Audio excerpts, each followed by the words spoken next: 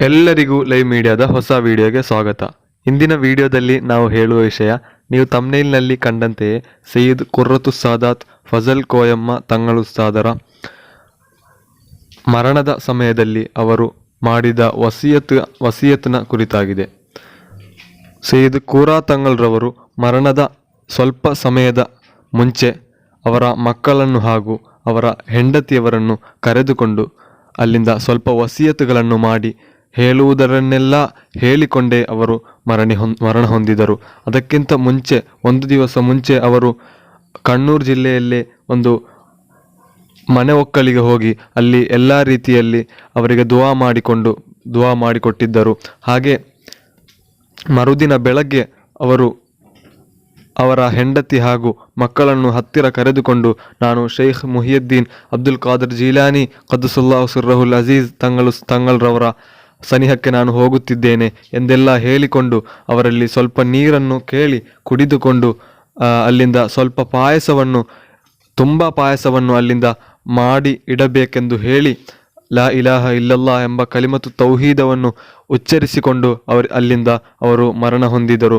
ಹಾಗೂ ಎಲ್ಲ ರೀತಿಯ ಬಾಧ್ಯತೆಗಳನ್ನು ಕೂಡ ತೀರಿಸಿಕೊಂಡೇ ಅವರು ಇಲ್ಲಿಂದ ನಮ್ಮಿಂದ ಮರಣ ಹೊಂದಿದರು ಎಂದು ಅವರ ಮಗನಾದ ಮಸೂದ್ ಬುಖಾರಿ ತಂಗಳುಸ್ತಾದ್ರವರು ಹೇಳಿದ ವಿಡಿಯೋಗಳು ನಾವು ಕಂಡವರಾಗಿದ್ದೇವೆ. ಸೈಯದ್ ಕೂರಾ ತಂಗಳ್ ಉಸ್ತಾದ್ರವರು ಜನಿಸಿದ್ದು ಎಟ್ಟಿಕ್ಕುಳಂನಲ್ಲಾಗಿದ್ದು, ಹಾಗೆ ಅವರು ಮರಣ ಹೊಂದಿದ್ದು ಕೂಡ ಎಟ್ಟಿಕ್ಕುಳಂನಲ್ಲೇ ಆಗಿದೆ.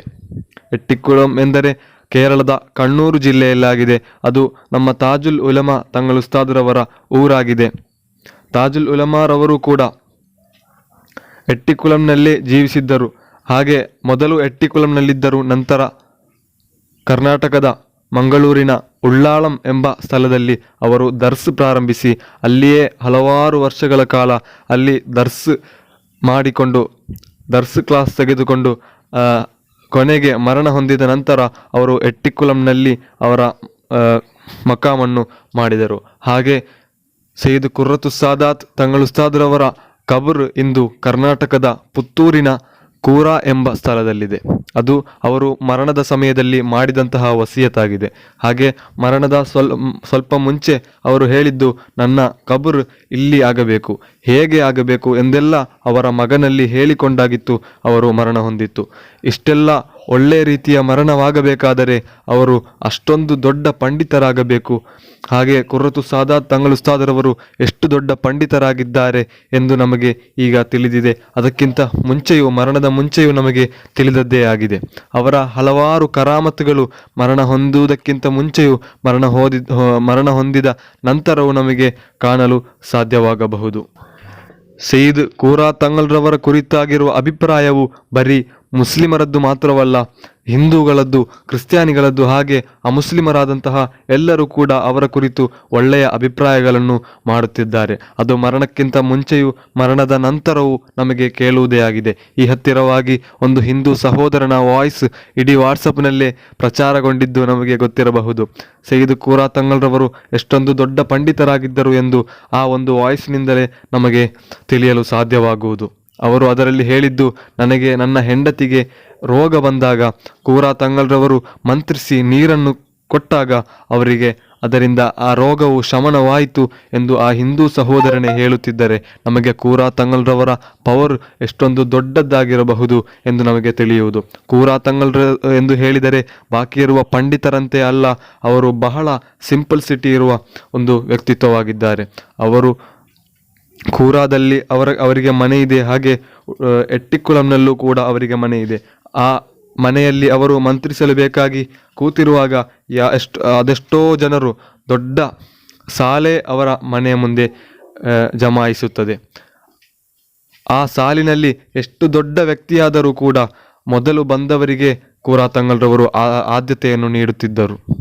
ಎಷ್ಟು ದೊಡ್ಡ ಮಂತ್ರಿಯಾಗಲಿ, ಎಷ್ಟು ದೊಡ್ಡ ಜನರಾಗಲಿ, ಅವರು ಸೈಯದ್ ಕೂರಾ ತಂಗಳ್ರವರು ಆ ಮಂತ್ರಿಗಿಂತ ಮುಂಚೆ ಸಾಧಾರಣ ಒಬ್ಬ ಬಡ ಜನ ಬಂದರೆ ಅವರಿಗೆ ಆದ್ಯತೆಯನ್ನು ನೀಡುತ್ತಿದ್ದರು. ಹೀಗೆ ಅವರ ವಸ್ತ್ರವಿಧಾನದಲ್ಲಾಗಲಿ, ವೇಷಭೂಷಣವಾಗಲಿ, ಏನು ನೋಡಿದರೂ ಅವರ ಮೊತ್ತ ಜೀವನವನ್ನೇ ನೋಡಿದರೆ ನಮಗೆ ಕಾಣಲು ಸಾಧ್ಯವಾಗುವುದು ಅವರ ಸಿಂಪಲ್ಸಿಟಿ ಆಗಿದೆ. ಅವರ ವಾಹನವಾಗಲಿ ಎಲ್ಲವೂ ಕೂಡ ಬಹಳ ಒಳ್ಳೆಯ ರೀತಿಯಲ್ಲಾಗಿತ್ತು. ಅಂದರೆ ಬಾಕಿ ಇರುವ ಪಂಡಿತರು ದೊಡ್ಡ ಸಿಂಪಲ್ಸಿಟಿಯಲ್ಲಿ ಅಲ್ಲದೆ ಜೀವಿಸುತ್ತಿದ್ದಾರೆ, ದೊಡ್ಡ ರಿಚ್ ಆಗಿ ಜೀವಿಸುತ್ತಿದ್ದಾರೆ ಎಂದಲ್ಲ ನಾನು ಹೇಳಿದ್ದು. ಅದಕ್ಕಿಂತಲೂ ಬಾಕಿ ಇರುವ ಪಂಡಿತರಿಗಿಂತಲೂ ಬಹಳ ಕಡಿಮೆಯಾಗಿ ವೆಚ್ಚವನ್ನು ಮಾಡುತ್ತಿದ್ದ, ಹಾಗೆ ಕಡಿಮೆಯಾಗಿ ಒಳ್ಳೆ ರೀತಿಯಲ್ಲಿ ಸಿಂಪಲ್ಸಿಟಿಯಲ್ಲಿ ಜೀವಿಸಿದ ಒಂದು ಪಂಡಿತರಾಗಿದ್ದಾರೆ ಎಂದಾಗಿದೆ ನಾನು ಹೇಳುತ್ತಿರುವುದು. ಇನ್ನು ಕೂರತಂಗಲ್ರವರು ಹಲವಾರು ಮಹಲ್ಗಳ ಕಾಜಿಯಾಗಿದ್ದರು. ಇನ್ನು ಯಾರು ಅಲ್ಲಿ ಕಾಜಿಯಾಗುತ್ತಾರೆ ಎಂಬ ಪ್ರಶ್ನೆಗೆ ಉತ್ತರ ನಮ್ಮ ಇಂದು ಜೀವಿಸಿರುವಂತಹ ಅತಿ ದೊಡ್ಡ ಪಂಡಿತ ಶೇಖುನ ಸುಲ್ತಾನುಲ್ ಉಲಮಾ AP ಅಬೂಬಕರ್ ಮುಸ್ಲಿಯಾರ್ ಉಸ್ತಾದ್ರವರು ಅಂದು ಕೂರತಂಗಲ್ರವರ ಜನಾಜಾ ನಮಾಜ್ನ ಸಮಯದಲ್ಲಿ ಉಳ್ಳಾಲದಲ್ಲಿ ಅವರು ಹೇಳಿದ್ದು, ಯಾರು ಕೂಡ ಅದರ ಬಗ್ಗೆ ಚರ್ಚೆ ಮಾಡಬಾರದು, ಅವರು ಆಗುತ್ತಾರೆ ಇವರು ಆಗುತ್ತಾರೆ, ಯಾವ ಸಂಘಟನೆಯವರು ಕೂಡ ಏನನ್ನು ಮಾತನಾಡಬಾರದು, ಆ ವಿಷಯವನ್ನು ನಾನು ಹೇಳುತ್ತೇನೆ, ನಾನು ನಿಮಗೆ ತಿಳಿಸುತ್ತೇನೆ, ಅದರ ನಂತರ ಇಲ್ಲಿ ಆ ಕಾಜಿಯನ್ನು ನೇಮಕ ಮಾಡೋಣ ಎಂದು ಸುಲ್ತಾನುಲ್ ಉಲಮಾ ಉಸ್ತಾದ್ರವರು ಹೇಳಿದ್ದರು. ಈಗ ಯಾರೂ ಕೂಡ ನೇಮಕವಾಗಲಿಲ್ಲ. ಆದರೆ ಸುಲ್ತಾನುಲ್ ಉಲಮಾ ಉಸ್ತಾದ್ರವರು ಉಳ್ಳಾಲದ ಆ ಕಮಿಟಿಯ ಅಧ್ಯಕ್ಷ ಹಾಗೂ ಮತ್ತಿತರ ಸೆಕ್ರೆಟರಿ ಮೊತ್ತ ಕಮಿಟಿಯನ್ನೇ ಮರ್ಕಜ್ಗೆ ಕರೆಸಿಕೊಂಡು ಅಲ್ಲಿಂದ ಅವರು ಚರ್ಚೆ ಮಾಡಿದ್ದಾರೆ. ಇನ್ನು ಹತ್ತಿರದಲ್ಲಿ ನಂತರದ ದಿನಗಳಲ್ಲಿ ನಮಗೆ ಅದು ಯಾರು ಎಂದು ತಿಳಿಯಬಹುದು.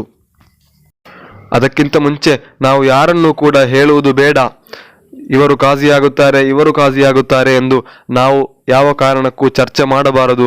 ಅದು ನಮ್ಮ ದೊಡ್ಡ ಪಂಡಿತರು ಚರ್ಚೆ ಮಾಡಿ ಹೇಳುತ್ತಾರೆ. ಈಗ ಸೋಷಿಯಲ್ ಮೀಡಿಯಾಗಳಲ್ಲಿ ಹಲವಾರು ರೀತಿಯ ಚರ್ಚೆಗಳು ಬರುತ್ತಿದೆ. ಸುಲ್ತಾನುಲ್ ಉಲಮಾ ಉಸ್ತಾದ್ ಆಗುತ್ತಾರೆ, ಕೂರತಂಗಲ್ರವರ ಮಗನಾಗುತ್ತಾನೆ, ಅಥವಾ ಪೇರಡ್ ಉಸ್ತಾದ್ ಆಗ್ತಾರೆ. ಇದ್ಯಾವುದೂ ಕೂಡ ನಾವು ಹೇಳಬಾರದು. ಇಂದು ಸೋಷಿಯಲ್ ಮೀಡಿಯಾಗಳಲ್ಲಿ ಚರ್ಚೆಯಾಗುತ್ತಿರುವ ವಿಷಯವಾಗಿದೆ ಇದು.